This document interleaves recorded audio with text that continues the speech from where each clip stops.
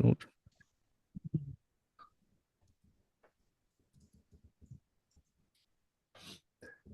All right, we're talking with Jake Isham with Creative Minds. We're going to talk about creating content through storytelling. Looks like some good stuff. So, Jake, usually I start off take us back and tell us where you're coming from, and eventually how you end up getting into the movie business and creating things. Sure. So I grew up being an actor out in Los Angeles, born out here. You could say cliche LA kid wanting to be an actor, Hollywood and Hills. then in my late teens moved behind the camera and found my true calling was just directing. Was not actually Uh, being in front of camera, being in front, but being behind the camera and kind of running the show, as they say. And from there, after film school, they kind of go, good luck. And they don't give you any direction, any particularly like advice on how do you actually make a living doing this. So I then kind of fell into the marketing space. Never planned on being a marketer or working in marketing. But so that's kind of how that all started. And since then I've done over 1 billion views online. I've worked with guys like Grant Cardone. I've worked with brands like 511 and Callaway. So it's been a fun ride.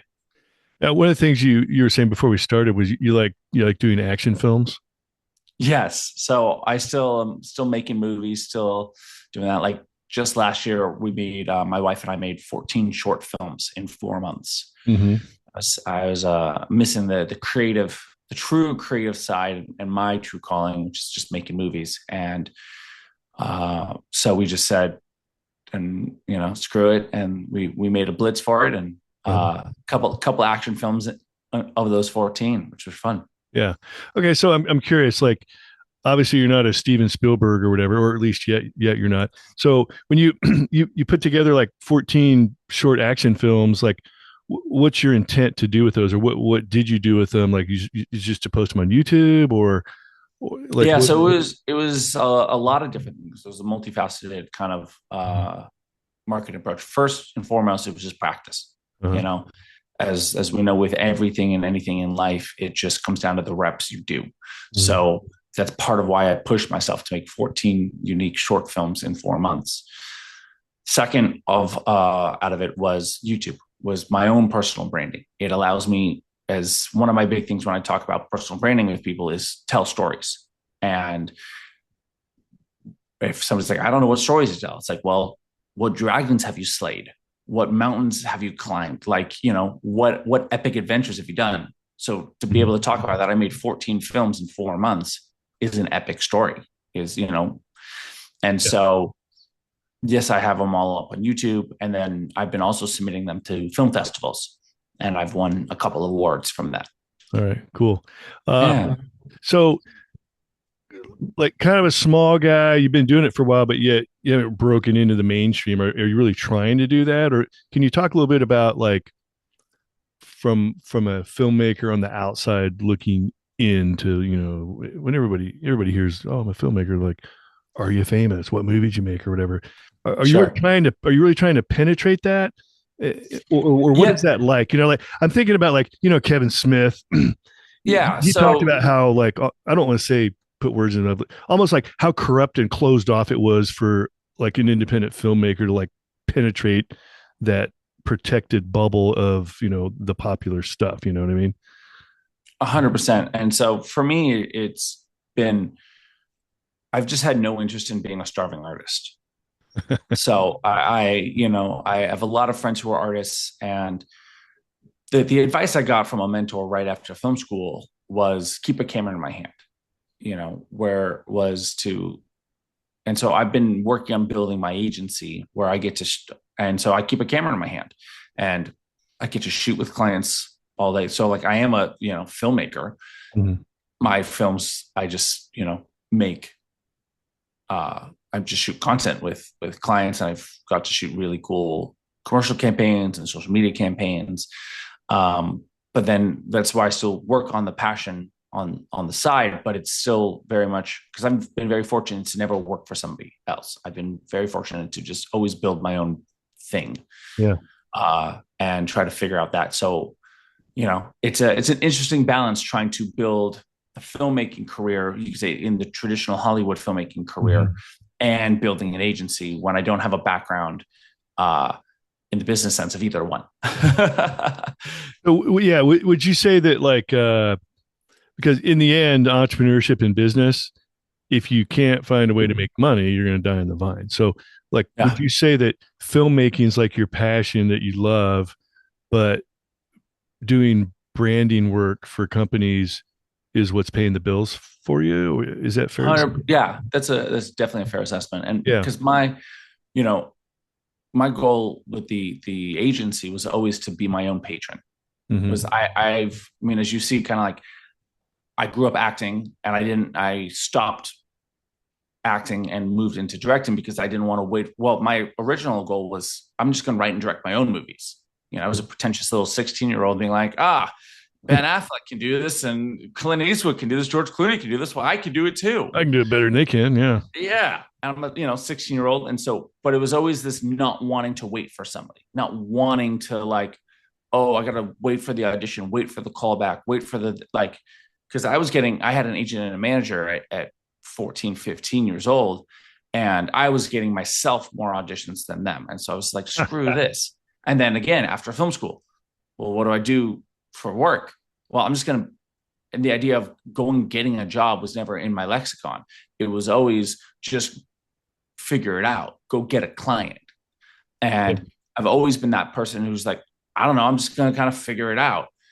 And so I looked at like it costs a lot of money to make movies. Like it's Sure. a expensive endeavor. Right. So my whole goal was always to just be my own patron, and like all those 14 short films I funded myself. I've made 25 short films and I've paid for them. Nice. So all my own gear. Like I pay for so that's why I've built the agency, is the freedom to, it allows me the freedom to do it, but also allows me the creative freedom that I'm not beholden to somebody writing a check. Like, well, I really want my girlfriend to play the lead. I'm like, no, or Yeah. something like that. Or just, well, what if the ending was like this? It's like, well, you just gave me, $20,000 to make this film, or $2 million to make this film. What am I going to do? I'm going to have to say yes, and that's where the battle a lot of filmmakers get into is, you're beholden to the money man.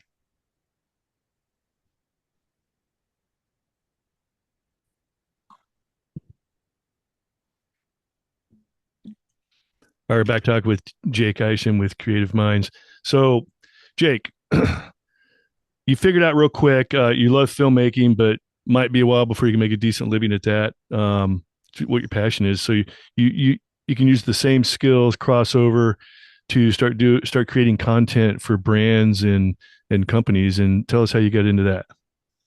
So I totally fell into it. Again, after film school, I didn't know what I was doing. I was that cliche starving artist. I was like, all right, how do I, Yeah. and I'm post college. My youngest brother is in college now, and I'm the oldest of four kids. And my youngest brother's in college, just starting college, and he starts making $90,000 a year part time, working just the weekends, shooting videos for sororities.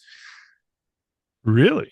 And to add insult to injury, he had no idea what camera settings were.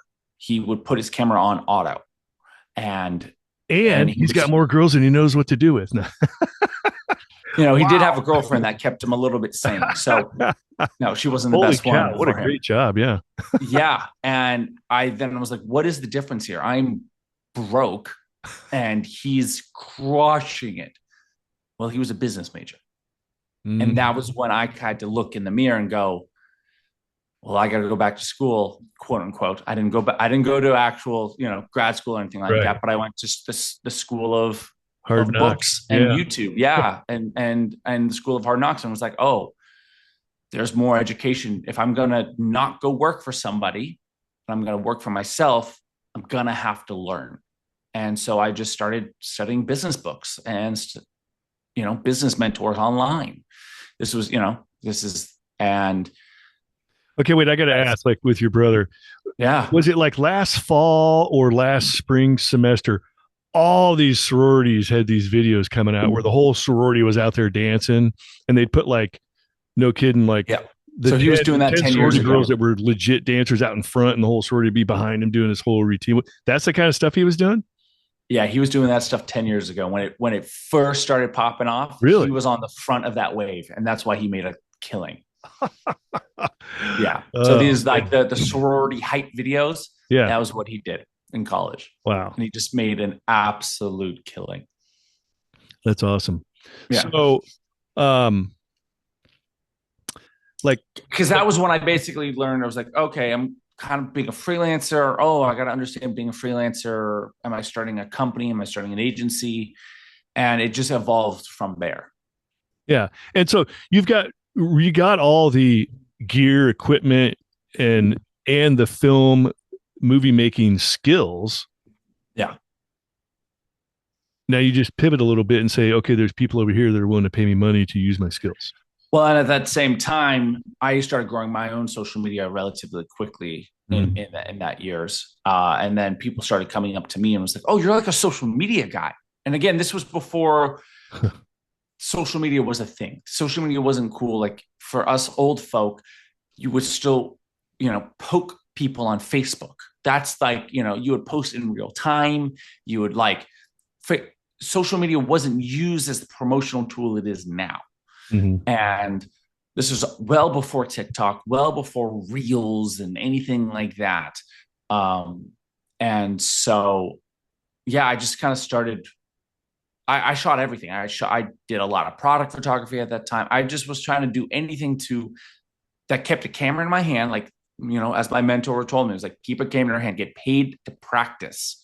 If you can either go work at Starbucks and make drinks, or you can shoot product photography. The favorite starving artist job, a barista. Yeah, I could go be a waiter, or I could, Yep. shoot a corporate video. Yeah. And at least the corporate video kept a camera in my hand. I had to learn lighting, directing. How do I work with actors? How do I schedule? How do I produce? How do I edit?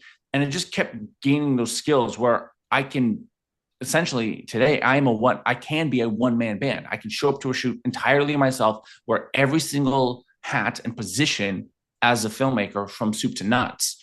And that was only because I grew up in an era where you had to be. I didn't have budgets. I had to learn every single function. Yeah. Do you remember? Do you remember when this pivot happened? Like, do you remember like your first paying gig, or is it maybe it wasn't your first, but like your first significant? Like, holy cow, I I'm gonna be remember. able to make a I living remember on a this. horror story. I did a wedding Even for. better. I did a wedding. I shot. It was my first wedding, and I like didn't really. I was like, I don't really want to do weddings, because weddings, once you like, if you're in the wedding niche, you're like in the wedding niche. Yeah. That is what you shoot. You are a wedding singer. But it was like a friend of a friend. They never paid me, and I never delivered their footage. What happened? I also then after that refused ever to do weddings ever again. And I've Well, I never will say done a wedding ever the again. stress about a wedding is you only got one shot. Like, Yeah, they're but not they going were to come paying back me and like retake it. $250. They were paying me like legit $250 to shoot this wedding, because again, I'm like at that point maybe 23 years old or something like that. I'm Yeah. I'm not still figuring it all out. And yeah, so that was a horror story of just starting out. And So you did everything and you had it already. You did everything, but yeah, since they had weren't all going the to pay you, you footage. never gave it to them. Yeah, I was like, great, give me payment, and I'll give you the footage, Are they because I still wasn't married? doing an edit or anything like that. They never paid me. They never got their footage. Are So they still married? I don't even know. I've Oh never heard from man. them. So yeah, that's and so I've learned, I've gotten screwed over. I've gotten this. I've gotten that. But then on the good side, I cold DM a couple years ago. I was cold DMing. I was doing a bunch of corporate work, like doctors, lawyers, and stuff like that, and I was so sick of it. And I was like, I am doing nothing creative and no passion projects, much less no cool client work. And I just started DMing clothing companies. And I had Mhm. gone into golf and I DM'd Travis, a company called Travis Matthew. If you Yeah. guys are into golf, you probably know Yeah. I've heard you of it. know, yeah, their clothing apparel. Sure. And about 3, 4 months of cold DMing and with no response, they became a client of mine and I did multiple shoots with them. Uh, through a cold DM, which then because I worked with them, I got to work with Callaway, and I did a couple shoots with them, and so you don't know, and it's a fun ride. It's a fun ride. Yeah. So, so where are you at today? Like, as far as like, number of clients, you have steady business rolling in? You don't really need to go out and solicit for business anymore. You get people coming to you, referrals. Where are you at? Yeah, yes, and I mean, I think any company that is not actively working on growing, to me, that's you just don't have ambition or like you're happy to be there. I'm like, Mhm. it's not like I have like 800 clients. Like I have a buddy who runs a marketing agency who's got like 800 clients. So Wow. he's not actively like, okay, let's push, push, push. But granted, he's like, great, I did that for 8 years and I've now built this. And so his Mhm. goal is now making sure everybody keeps being happy because he's making, $30 million a year off of it. Yeah. We're not there at the moment, but we're definitely, we're pushing hard. I love working with entrepreneurs and building their personal brand. So I have I have a lot of entrepreneurs that I create their own, I create their social content and helping build that personal brand for them. Yeah. So talk about building a personal brand. Like you're dealing with a fairly new entrepreneur, small company, maybe a solo entrepreneur. What are some of the things that most people like if I was hiring you to build my brand for me, what are some of the common things, misconceptions you see in business owners as far as building a personal brand? Anything jump out? Yeah. I mean, first, most of it is just fear. Most of it is not external. It's that internal, like, I'm going to put myself out there. What if people, like, it's all that mental angst, that well, that's why they hire me. I always compare social media to going to the gym.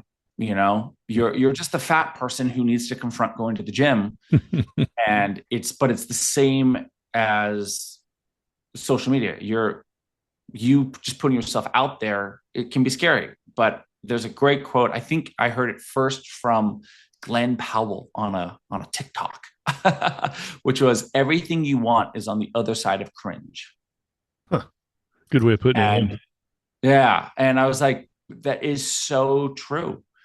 It might have been Austin, but I don't know, whatever. It was some, pretty boy celebrity type of thing. And I was like, oh, I like that. And so, and it just, but that's what it is. And, once I heard it, I was like, that is literally what I deal with every day with every new client is just that willingness to put yourself out there, willingness to just So be you you. so you're saying that like a lot of the brands you deal with, like you want to get the owner, you want to get the owner's face out there, and a lot of times they want to work in the background, or they're like, oh, I'm not a, I don't want Well, to be. you could say there's two categories that people like avatars that I work with. One is the brand itself. You have like a Callaway, a 511, which is like, great. That's fine. That's not going to be an owner led brand. Mhm. But then you have, you know, I've got to work with Grant Cardone, right? And Yeah. then, but the people who are basically aspiring to have a brand like him, where it's like it's a founder led brand. It's an they are the face, and that we're building their personal brand. So like the Joe Crane. Okay, great. Let's help build you up to be an opinion leader, a figurehead. Where people go, oh my God, Joe, I love your podcast. I love what you're representing. I love your business. Hmm. Yeah, because I doubt Grant Cardone is like bashful about putting himself out there by any means, but Again, he's been doing it for 20 years. yeah, So it's that muscle where like I have a buddy who's in the gym space, who's in the fitness space and took 6 months off. and recently just started going back and but posting content about him, being at 20% body fat now. And this, like, he doesn't care because it's like, yeah, but because he knows what to do, he knows how to do it. So it's Mm-hmm. like, okay, great. I'm going to go back to the gym. Yeah, I'm fat now. Fine, whatever. The same way, like, it's content is just a muscle. It's just like, great. You just got to keep working it, working it, working it, working, and you just do it and you get good at it. Yeah. And so I'm thinking of there's a lot of companies that like you can make golf clubs cool, golf gear cool, or 511 climbing gear cool, whatever. There's a lot of businesses out there that like a plumber or an HVAC guy Mm-hmm. wants to get himself out there. Like, how do you make that cool? Well, I see people do it all the time. Like, there's some crazy videos out there of guys and gals just doing little mundane tasks, but they film it in a way and talk through it where people are fascinated. I got a perfect example. You ever seen videos of the guys who they knock on someone's door and their yard and landscaping is all overgrown. It looks really bad. Exactly. And the guy There's videos himself cleaning up the yard, and you're sitting there watching this happen. You're like, why am I watching this? But it's fascinating to watch. Yeah, exactly. There's so many uh ways to do it. It's endless. It's just, but the biggest thing is just starting. You Yeah. just have to start doing it. Yeah. So any good examples, somebody you've worked with recently where it's like maybe one of those um unsuspecting things that you can make look really cool and kind of build a brand and really draw a lot of attention to it.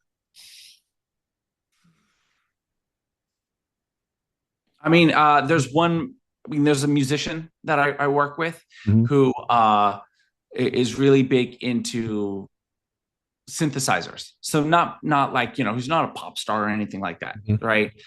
But his stuff has gone viral because of just like where people are like, oh, like, but again, it's so niche that people like go, what is this? This is so cool. Like, you can make anything cool because realize like the people in your niche will love it, but also the people who don't even know that niche exists, Yeah. will fall in love with it. Like, if you're like you're into crocheting, okay, you show this really cool design. I'm not particularly into crocheting, but that might be a video I would watch because it's just fascinating to look at. And so you just have to take that. You just have to be willing to put yourself out there. Like, it really just comes down to a willingness to put yourself out there. Mm-hmm. And so if somebody's looking to hire you to help build their brand, like what are some of the first steps you take with them?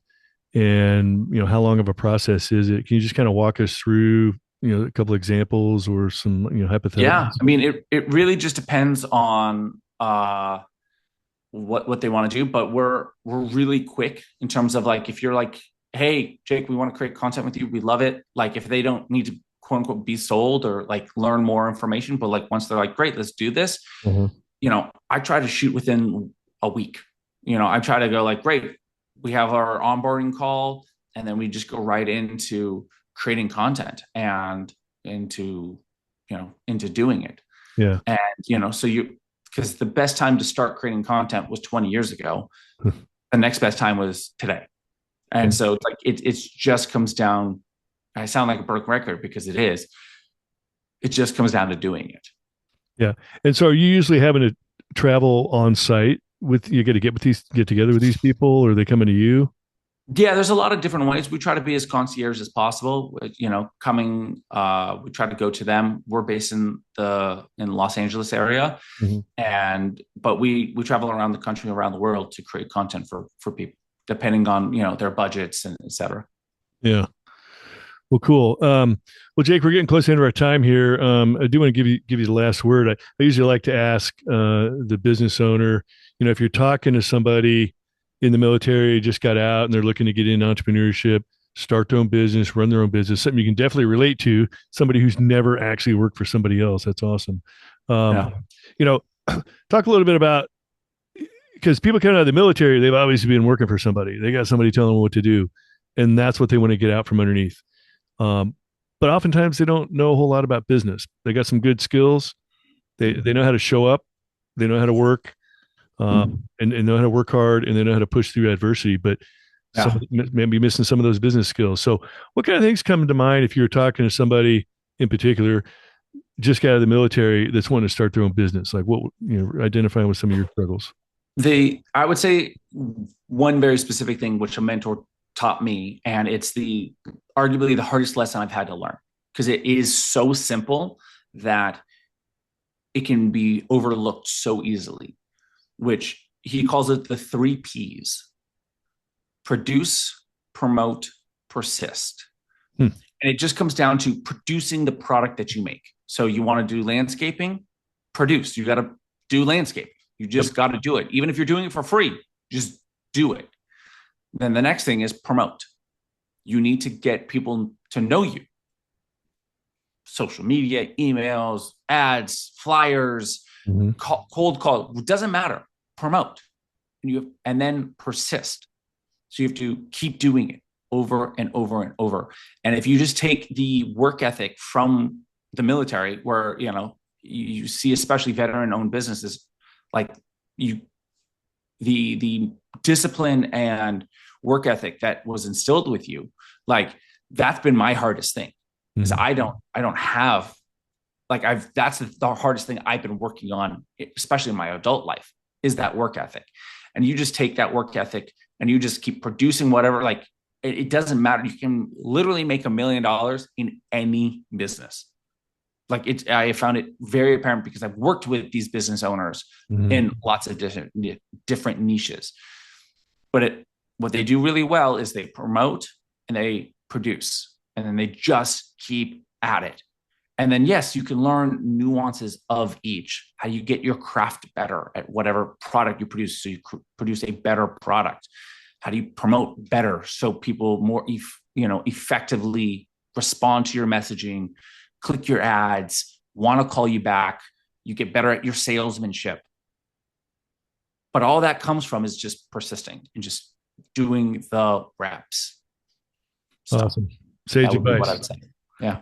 All right, Jake. Well, thanks for being here, sharing your entrepreneurial success story, and look forward to seeing your future success. Oh, Sounds good. wait a minute. We, I never. How do we find you?